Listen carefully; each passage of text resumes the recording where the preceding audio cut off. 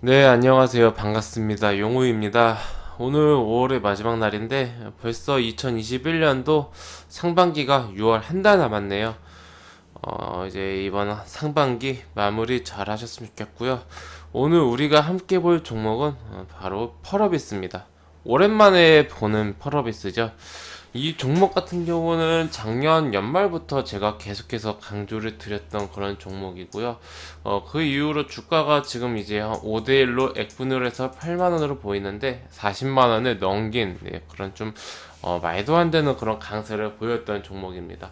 그런데 이제 그 상승분을 바로 반납을 하였고, 그리고 나서 다시 반등을 시도했으나 이제 이 액분날에 5대 액분날에 아쉽게 이제 그 전고점을 돌파하지 못하고 다시 한번 하락을 하면서 현재 이제 어느 정도 좀 주가가 조정을 받고 소강되어 있는 그런 상태입니다.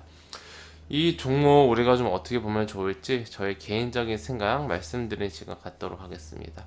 먼저 결론부터 말씀드리자면은 저는 펄어비스 여전히 긍정적으로 매우 긍정적으로 보고 있다. 네, 이렇게 먼저 말씀드리고 시작할게요. 우선 주가가 제 생각에 요 8만 원대까지 우리 액분한 가격을 기준으로 말씀드리겠습니다. 이 8만 원대까지 2월 달에 상승한 것은 조금 이 시기상조가 아니었나, 좀 과도한 상승이었다라고 생각을 합니다. 이 과도한 상승으로 보이는 이 구간으로 인해서 좀 위에 그 매물대가 좀 생겼어요. 그게 좀 아쉬운 부분이고요. 요 상승이 차라리 이 액분 시기까지 서서히 나왔으면은 계단식으로 상승을 하면서 차곡차곡 쌓으면서 상승을 했으면 어떨까라는 그런 좀 아쉬움이 있는데, 지금 주가는 결국에는 이 상승 전 가격으로 좀 돌아간 그런 상황입니다. 좀 옛날 가격으로 치면 지금 30만원 구간인데, 그래도 이제 과거에 비한다라면 좀 많이 올라온 상황이죠. 얼마 전까지만 하더라도 펄어비스가 이제 20만원대가 좀 이제, 그러니까 우리 액분한 가격을 말할게요. 4만원대가 익숙했었으니까요. 제가 근데 이제 지금까지 요 구간에서는 왜좀 서둘런 좀 이제 좀 이른 감이 있지 않나라고 말씀드린 이유가, 이때 당시에 상승할 만한 모멘텀이 없었습니다. 보통 주가의 어떤 상승을 견인하려면은 모멘텀이 필요한데, 실적이 이제 좋거나 아니면은 어떤 그런 기대감이 있거나 이러한 좀 부분이 있어야 되는데, 이때 당시에는 둘 다 없었던 그런 시기입니다. 작년도 실적이 2020년 실적이 사실 그렇게 좋은 편도 아니었죠. 코로나 수혜를 제대로 받지 못했습니다. 뭐 여러 가지 이유가 있겠죠. 네. 그게 좀 이제 아쉬운 부분이었는데, 이때 그 중국의 텐센트가 여러 우리 한국이나 아니면은 그런 이제 그 뭐 미국 뭐 이런 쪽 게임사를 인수를 이제 뭐 지분 투자를 하려는 듯한 그런 움직임을 보였는데, 우리나라에서 좀 가장 그 기술력을 가진, 뛰어난 기술력을 가진 업체가 펄어비스고, 워낙 지금 펄어비스 어떤 그런 전망이 좋기 때문에 중국이 관심을 갖고 있는, 중국의 텐센트가 관심 갖고 있는 한국 게임 업계가 펄어비스가 아니야라는 그런 루머도 돌았죠. 그러면서 외국인 수급이 이때 잔뜩 들어왔습니다. 이때는 개인들이 펄어비스 별로 관심 없었어요. 근데 주가가 폭등하면서 외국인이 막 엄청나게 매수를 하면서 주가가 폭등을 하니까 이제 그제서야 좀 개인들이 많이 관심을 가졌었는데, 당시에 이 매수세가 장난이 아니었습니다. 2월 달까지. 그러다가 외국인이 지금 어느 정도 이제 매도로 많이 포지션을 바꾼 그런 상황이고, 계속 팔고 있습니다. 이럴 거면 왜 샀는지 모르겠습니다. 근데 결국은 지금 펄어비스의 어떤 최대 주주가 지분을 50% 이상 가지고 있기 때문에 경영권 방어가 됩니다. 그래서 뭐 텐센트 이 최대 주주가 매각하려는 의지가 없으면은 어떻게 해서든지 이거를 못 사요. 그러다 보니까 텐센트가 노리는 게 이제 뭐 펄어비스는 어차피 살 수가 없다, 그런 식으로 좀 일단락이 된 것 같고요.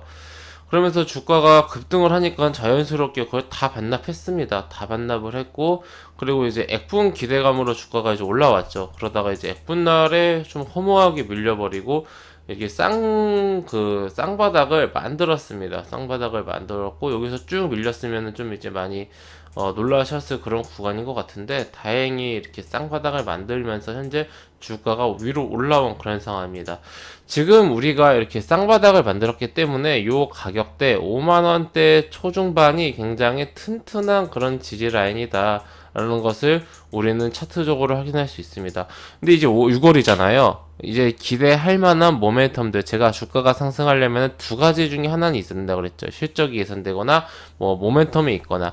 근데 실적은 사실 지금 당장 어떻게 좋아지기 힘듭니다. 그 버러비스가 이제 신작이 이제 나옵니다. 올해 말에 계획에 되어 있는 붉은 사막. 제가 버러비스를 가장 관심 갖게 된 계기가 바로 이 붉은 사막이죠.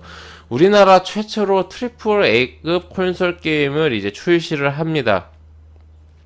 이게 우리나라에서는 콘솔 시장이 워낙 작아서, 물론 요즘에는 닌텐도나 뭐 플레이스테이션이 많이 이제 유행이 되고 있는데, 그럼에도 불구하고 뭐 전 세계에서 차지하고 있는 우리나라의 시장 크기라든지 아니면 우리나라가 굉장히 큰 게임 시장인데 보통 모바일에 집중되어 있습니다. 그러다 보니까 콘솔은 뭐 거의 미미하다시피 한데, 그러한 좀 상황이다 보니까 우리가 뭐 콘솔이 대단한가 싶은데, 전 세계적으로는 모바일만큼이나 콘솔, 특히 북미권에서는 오히려 더 큽니다. 북미, 유럽에서는 콘솔이 메인이에요. 우리나라가 모바일이 메인인 것처럼 그 시장이 우리나라 시장보다 훨씬 더 커요. 네.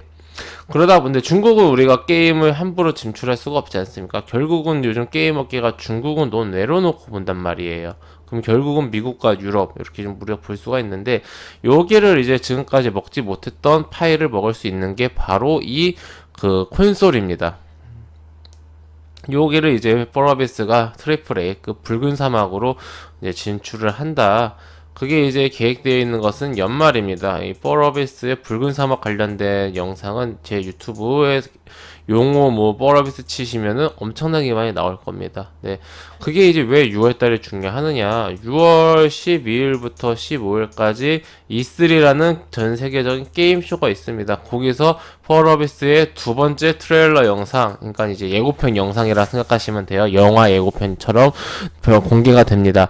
작년 12월에 트레일러 영상이 공개가 되면서 갭상승을 하고 주가가 폭등을 했었습니다. 첫 번째 트레일러만큼의 어떤 그런 파급력은 없을 것 같아요. 결국은 이 두 번째 트레일러를 통해서 이 기대감이 가짜가 아니었다. 오히려 반년 동안에 더 개선된 모습으로 돌아왔구나. 더 열심히 하고 있구나. 올해 안에 출시할 수 있겠구나. 그런 거를 이번 달에 6월 달에 보여줄 수 있는 기회입니다. 그리고 8월 달에도 그 E3 같은 그런 큰 게임쇼가 준비가 돼 있습니다. 그때도 이제 발표를 할 수가 있죠. 그러면서 6월달과 8월달이 포러비스에게 굉장히 중요한 그런 좀 이제 시기가 될 것 같고요. 실제로 이게 연말에 게임이 나와줘야 됩니다. 계획대로라면은. 근데 이제 연말에 게임이 나온다고 하더라도 그 실적이 뭐 게임이 나오면은 그날 뿅 하고 실적이 나오는 게 아니라 계속해서 팔리지 않습니까? 그러면 어느 정도 기간이 필요한데, 이게 연말에 출시된다고 하더라도 실적이 내년 1분기, 2분기까지는 좀 이제 연속성 있게 지켜봐야 될 것 같고요.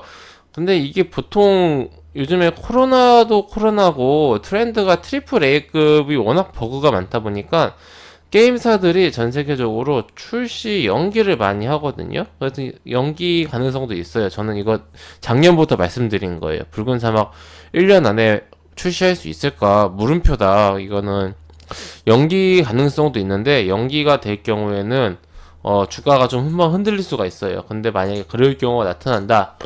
이게 뭐 프로젝트가 취소되는 게 아니라 단순히 몇 개월 연기된다. 그러면서 주가가 하락한다. 그럴 때는 오히려 더 기회가 될 수도 있다. 그러니까 지금 연기 가능성을 놓고 말하는 사람은 사실 아무도 없거든요. 증권사도 그렇고 그냥 회사에서 연말에 출시한다라고 하니까 우리가 주식하는 사람들이니까 연말에 예정이구나라고만 생각하지, 이게 코로나로 인해서 연기가 될 수도 있다, 출시 연기가 될 수도 있다라고 생각하는 사람은 많지가 않아요. 시장 참여자들은 지금 붉은 사막 연기에 대해서 생각을 안 하고 있단 말이에요. 근데 우리는 한 발 앞서서 그런 가능성도 열어두고 있어야 된다. 즉, 그 연기가 되면서 주가가 폭락하게 된다라면은 싸게 매수할 수 있는 기회가 됐기 때문에 지금 요 비중을 크게 태우기에는 좀 위험하다. 연기 안 되면 어떡하냐? 정상적으로 나오면은 그 반응에 따라 물론 게임 나온다고 이게 바로 주가가 무조건 상승한다라는 보장도 없기 때문에 적절한 제가 말씀드리고 싶은 거는 여기 막 몰빵하거나 큰 비중을 싣거나 그렇게 하기보다는 지금은 적절한 비중을 가지고서 이제 주가의 움직임에 따라서 기본 물량을 가지고 있고 나머지 이제 물량으로 샀다 팔았다 높이 올라가면은 팔고 아래로 떨어지면 좀 사고 이런 식으로 좀 평단과 비중 관리를 해 나가야 되는 그런 기간이다라고 말씀드리고 싶은 거고 그리고 6월 달에는 E3가 있으니까 거기서 펄어비스의 붉은 사막 트레일러 한번 기대해 보자. 네, 요런 말씀을 드리고 싶습니다. 그리고 지금 또 이제 생각지도 않았었던 메타버스 이슈가 올해 굉장히 핫하지 않습니까? 그런데 여기서 이제 도깨비라는 신작이 메타버스 게임이라고 합니다. 요거는 내년이 아니라 2022년 출시 예정인데 요즘에 그 로블룩스? 예, 로블룩스라는 이제 이 메타버스 게임이 요즘 그 어린 친구들에게는 유튜브보다 더 많이 이제 그 접속하는 그런 가상현실 공간이라고 합니다. 한마디로 이제 게임 속 공간이에요. 근데 이제 여기서 뭐 가수들이 콘서트 공연도 하고 뭐도 하고 뭐 한다고 합니다. 네. 정확하게 뭐 무슨 개념인지는 잘 모르겠습니다. 그냥 제가 봤을 때는 그냥 거대한 MMORPG 게임 뭐 리니지 같은 거요. 바람의 나라 그런 느낌인데 뭐 여기에 요즘에 메타버스가 VR, AR 기능까지 이제 나중에는 이제 탑재가 돼서 가상현실이 좀 이제 핫해질 거라고 하는데 이게 지금 엄청난 그런 가치를 인정받고 있거든요. 로블록스가 요 부분이 지금 이제 그 펄어비스가 도깨비까지 출시하면서 메타버스 실제로 그러니까 테마가 아니라 실제로 메타버스 요쪽으로도 진출을 하는 그런 모습을 보이거든요.